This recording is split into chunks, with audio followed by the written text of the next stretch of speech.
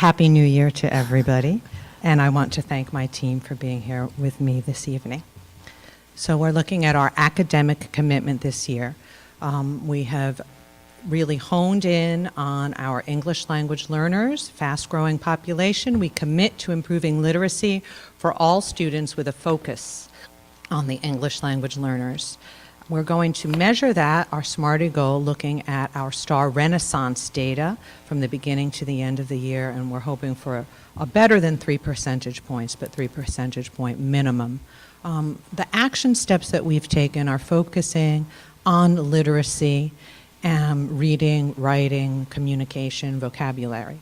So we have our Lexia, which is throughout the entire district, and we are using intervention initiative every Monday, a leaning into literacy where for 2 periods of the day students are using Lexia to improve their literacy skills, and you'll see later some of the data on that. We have worked to create an interdisciplinary power paragraph format. What we found was that in different content areas, different language was being used in order to teach students how to write and prepare for the Regents examinations. So we had a group of teachers from each department come together to create a power paragraph that would be common throughout the classrooms in preparing students for writing. Also, we have some intense instructional strategy workshops that we're running through some of our consultants on our professional development days to give teachers the tools that they need in the classroom on a daily basis to support students who are coming with a wide variety of language learning needs. And as an administrative team, we are conducting our learning walks to collect data on what is happening in the classrooms and identify what more we need to do to support our teachers. So when we look at our Leaning into Literacy initiative, the 2 alternating periods, so we never do it the same period so that we don't impact the same class every day. When we look at that data on the bottom, you see that right now the majority of students are really working on word study, and I think that that's reflective of their needs to improve the vocabulary and build their academic vocabulary so that they can meet the challenges of those New York State Regents examinations. So we have them working an average of 40 minutes per week, but then in their English writing seminar classes, they're working in small groups with their teachers who are analyzing the data and looking at which students have needs in common so that they can work on them and provide them support so that their Lexia outcomes improve each time.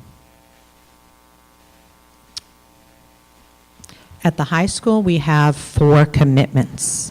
The academic commitment was what we talked about. So you see here some of our power paragraph posters, which we've posted in English and Spanish so that we have that common vocabulary throughout all of the classrooms, and the posting of student work, and we see our teachers working together in hands-on activities at their English language learner instructional strategy workshops.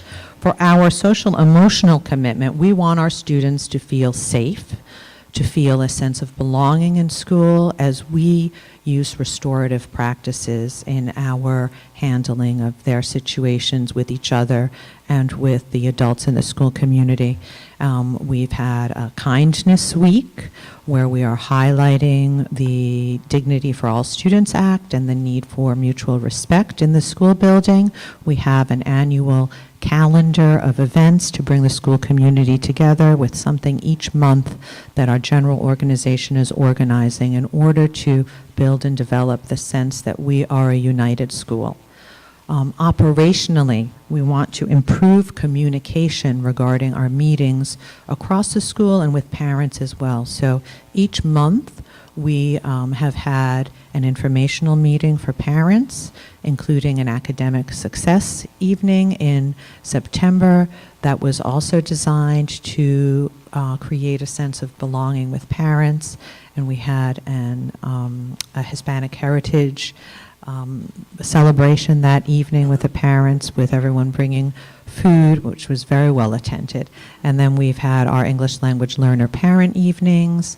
During our parent conferences, we had a freshman evening as well as a transcript reading evening. So we're holding all different kinds of meetings in order to inform our school community, and they've been well attended, although we're in the process of building the PTA, but we're still getting the parents to come and work with us, which is really wonderful.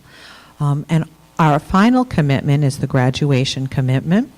We are continuing with the final 5, which I'm sure that you've heard of, passing the Regents examinations, having an acceptable GPA, acceptable attendance and discipline, taking 1 or more college entrance examinations, and applying to 1 or more college, along with some community service hours.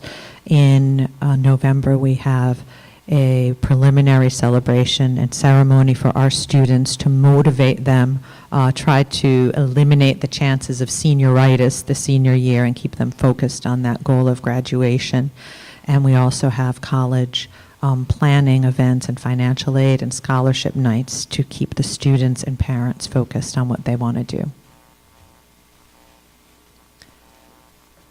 Okay, what are our next steps? So we're coming up to the Regents examination period. We're going to examine that data. We're looking for students to provide additional interventions to, not only in the classroom, but in the secondary after-school academy and the Saturday academy. We are continuing with our Lexia English and Power Up and the English writing seminar classes that focus on creating small groups based on that data in order to apply further interventions. And we will be developing a common rubric to score the Power Paragraph so that students will be able across the classrooms to have common feedback from their teachers. In mathematics, we're adding those L instructional strategies, particularly through our academic vocabulary and our anchor charts and word walls so that we can visually support our students. We're working on getting a win in math, using those power standards to drive instruction, using the explicit instruction model with modeling from teachers, think aloud, so that students, whether or not they speak the same language, can see how it's done. And again, incorporating the power standards into our learning targets. And we have been administering common assessments quarterly in mathematics, focused on those power standards. The teachers are using the data sets for intervention and differentiation, and the students are looking at them, writing quarterly reviews and reflections as the teachers go over the responses. They're looking at the responses and self-reflecting. What did they get wrong? How could they improve? What do they still need to learn? And I have one more slide.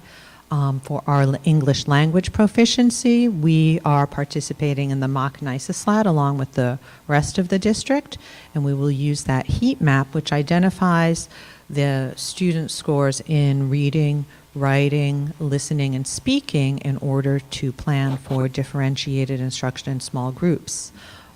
We're continuing with our L instructional strategy professional development and with literacy across the content areas, with a lot of emphasis on verbal communication and the turn and talk strategy.